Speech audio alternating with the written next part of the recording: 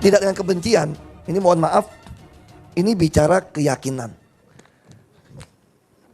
Saya termasuk orang Kristen yang yakin setelah masuk kuliah tidak melakukan perlawanan sebetulnya. Jadi sejarah kekristenan setelah Yesus disalib, Stefanus dirajam dengan batu, 300-an tahun itu penganiayaan besar-besaran kepada namanya pengikut Yesus. Penganiayaan demi penganiayaan, sampai waktu mau jatuh ke penganiayaan yang masif, Kaisar Roma itu Konstantin jadi Kristen. Itu pun tanda tanya Kristennya. Disitulah baru agama Kristen jadi agama berkuasa. Mana tidak dengan kebencian, ini mohon maaf, ini bicara keyakinan. Saya termasuk orang Kristen yang yakin setelah masuk kuliah tidak melakukan perlawanan sebetulnya. Jadi sejarah kekristenan setelah Yesus disalib, Stefanus dirajam dengan batu, 300-an tahun itu penganiayaan besar-besaran kepada namanya pengikut Yesus. Penganiayaan demi penganiayaan, sampai waktu mau jatuh ke penganiayaan yang masif, Kaisar Roma itu Konstantin jadi Kristen. Itu pun tanda tanya Kristennya. Disitulah baru agama Kristen jadi agama berkuasa. Jadi sepanjang 300-an tahun itu dianiaya. Maka Yesus pesannya apa sebelum dia meninggal dan naik ke surga, ya bangkit naik ke surga. Orang Kristen percaya dia bangkit. Kalau ada dengar penganiayaan, kamu mesti lari, pergi. Berdoalah supaya nggak penganiayaan itu ada di musim dingin. Dan yang kasihan ibu-ibu yang hamil. Artinya saya ada penganut yang percaya. Kamu mau kejam pada saya pun, Allah yang kami kenal dalam Yesus Kristus itu adalah hakim seluruh bumi. Kamu mau berbuat apapun, kalau tanpa seizin Tuhan, gak mungkin berlaku pada saya. Makanya waktu saya pilkada orang curang kepada saya, mereka bilang sama saya, gimana bos? Kalah. Saya bilang dicurangi pun atas seizin Allah. Tanpa izin Allahku dan Allahmu juga, saya bilang, tidak mungkin kamu berhasil mencurangi saya. Saya diizinkan oleh Allah maka bisa masuk ke dalam Makobrimob. Tanpa seizin Allah nggak bisa. Kalau saya tahu itu seizin Allah, kenapa saya mesti marah? Allah punya maksud baik kepada saya. Soal orang yang merancang kejahatan, biarlah Allah yang akan bertindak terhadap dia. Mudah-mudahan dia juga menjadi orang yang bertobat mengenal Allah. Sama kayak ditanya wartawan kasus sekarang soal salib gimana? Buat orang Kristen tidak akan marah sebetulnya. Ketika orang mengatakan salib ada jin atau apapun. Toh dia sedang berhadapan dengan Allah. Dan bagi iman saya, Allah saya itu Allah yang hidup. Allah yang sudah bangkit dari mati.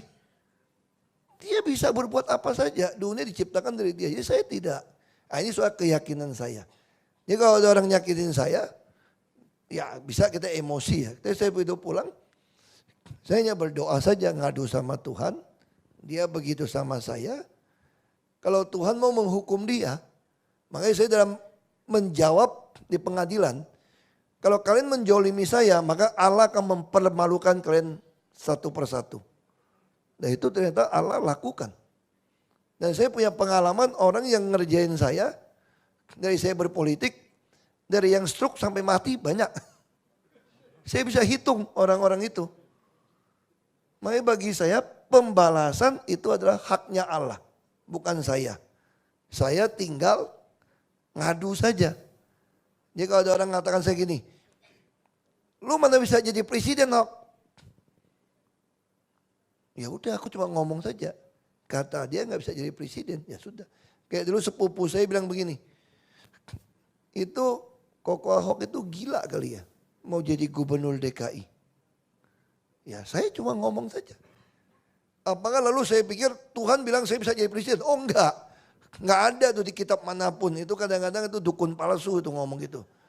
Itu nabi-nabian palsu. Karena di Kristen juga banyak nabi-nabian palsu.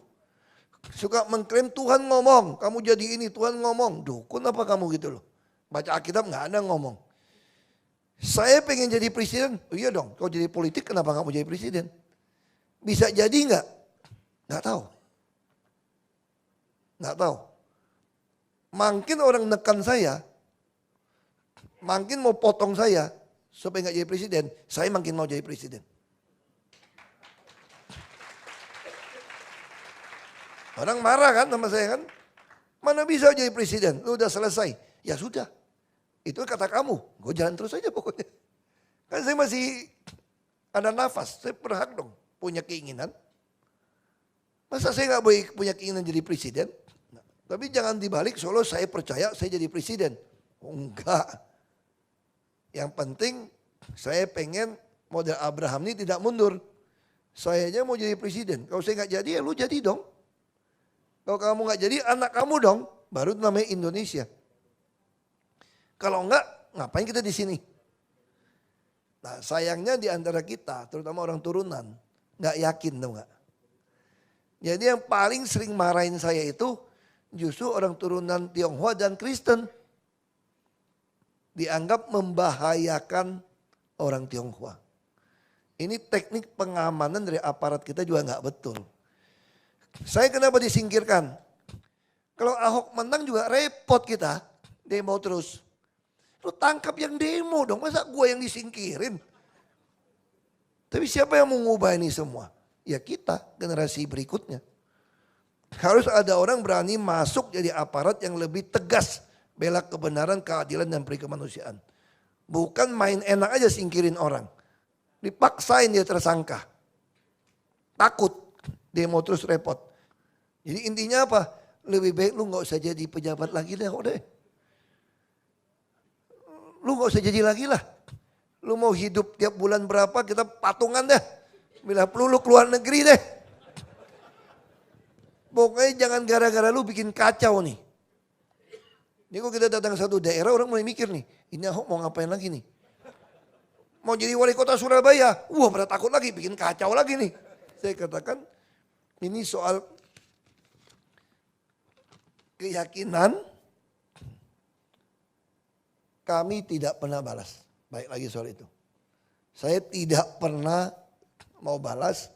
Kalau dulu mungkin kita emosi ya. Nah saya belajar menghadapi kasus demi kasus. Saya ditanya dari Romo. Saya bukan Katolik, saya Protestan. Makanya tukang protes melulu kan, Protestan. Itu Uskup Agung jenguk saya. Dia tanya satu pertanyaan menarik. Pak Ahok kan orangnya emosional. Kenapa waktu hakim ketok palu yang tidak adil memutuskan sesuatu berbeda dengan tuntutan jaksa loh sebetulnya. Walaupun hakim berhak, betul Pak ya? Supaya apa? Supaya bisa langsung kurung saya. Banyak 1.000 lebih orang datang ke balai kota sampai Oktober. Apa enggak kacau balau ibu kota? Satu-satu cara masukin dia. Taruh di Cipinang bahaya juga. Kau terbunuh gimana? Jadi saya dikarantina lah di Makobrimob. Gak boleh lihat aspal. Gak pernah tahu jalan di depan kayak apa. Itu terjadi sama saya. Terus si Uskup tanya begini.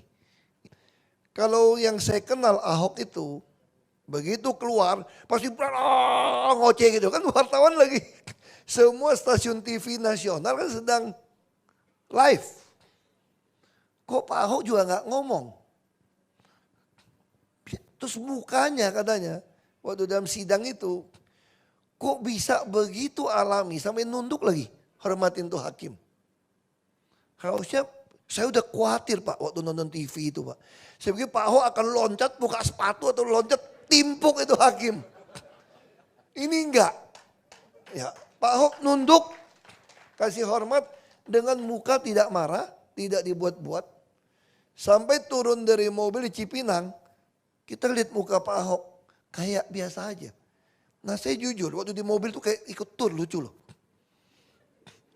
Wah seneng saya di mobil. Begitu masuk ke Cipinang, pang, saya dengar pintu besinya. Lagi plang, gak bisa keluar lagi nih gue nih. Tapi di dalam tuh saya bisa tenang banget. Ada damai sejahtera di saya yang saya gak bisa jelasin sama orang. Saya gak bisa jelasin. Saya betul-betul damai, ini Pak Janda saksi nih. Saya betul-betul tenang aja dari putusin vonis gitu. Akhirnya saya temukan itu ada ayatnya ternyata. Di Filipi 4 ayat 7. Dan kamu akan mengalami damai sejahtera Allah yang melampaui segala akal pikiran manusia. Damai sejahtera Allah ini akan memelihara hati dan pikiranmu dalam Kristus Yesus. Artinya apa? Anugerah. Jadi Allah saya mengizinkan ini terjadi pada saya. Dia juga memberikan anugerah damai sejahtera pada saya saat itu. Ini anugerah. Makanya saya bisa langsung melihat ke sejarah 500 tahun yang lalu ketika kaum reformator dibakar hidup-hidup oleh putusan gereja juga. Mereka bisa sambil dibakar sambil nyanyi himne dukung satu dengan yang lain. Itu yang membuat John Calvin seorang pengacara jadi bertobat menjadi teolog Kristen Calvinis. Karena dia melihat orang dibakar ini punya damai sejahtera. Lalu kita masuk ke dalam Alkitab, saya cerita sama uskup itu. Ketika Stefanus ditimpuk, mau mati, dia gak marah, dia malah berdiri. Minta Tuhan terima rohnya dia.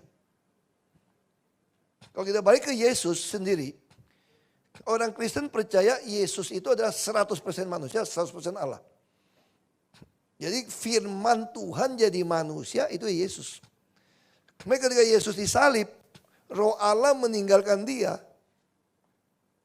Harusnya secara psikologi dia teriak. Maka dia teriak, Allah Allah mengapa kau tinggalkan aku? Secara psikologi Yesus harusnya maki-maki orang, teriak-teriak. Tapi dia gitu tenang. Saya yakin ini adalah anugerah damai sejahtera Allah pada dia. Itu yang saya alamin. Jadi saya percaya kalau Allah mengizinkan seorang jadi martir ditembak pun, dihukum pancung pun, dia pasti punya damai sejahtera itu. Asal itu dari Allah. Dan dia tahu Allah gak pernah salah. Ini anugerah. Lalu yang kedua saya bilang, ini memang usaha kita. Usaha kita ada di mana? Ini Kolose 3 ayat 15. Kalau usaha itu begini mulainya. Hendaklah, kembali kita mesti lakukan nih. Hendaklah damai sejahtera Kristus memerintah hatimu. Sebagaimana kamu dipanggil menjadi satu tubuh dan bersyukurlah. Ini kita lakukan. Makanya saya minta damai sejahtera Kristus yang mati di kayu salib, yang dihina orang ada jin itu, memerintah hati saya. Dan saya penuh ucapan syukur. Makanya saya jujur lebih sehat sekarang daripada sebelum masuk. Badan saya lebih berisi sekarang daripada dulu. Kenapa? Kita sehari bisa push up 200 kali sama polisi iseng. Sekarang aja udah malas. Di dalam tahanan tuh sehari 24 jam push up 200 kali. Itu langsung gede tuh. Badan kita langsung gede semua.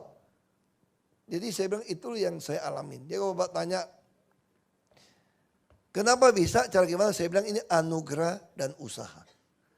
Saya percaya ketika Allah mengizinkan sesuatu terjadi dan kita bisa bersyukur menerima itu, tahu ini adalah kehendak Allah, pasti kita akan dapat.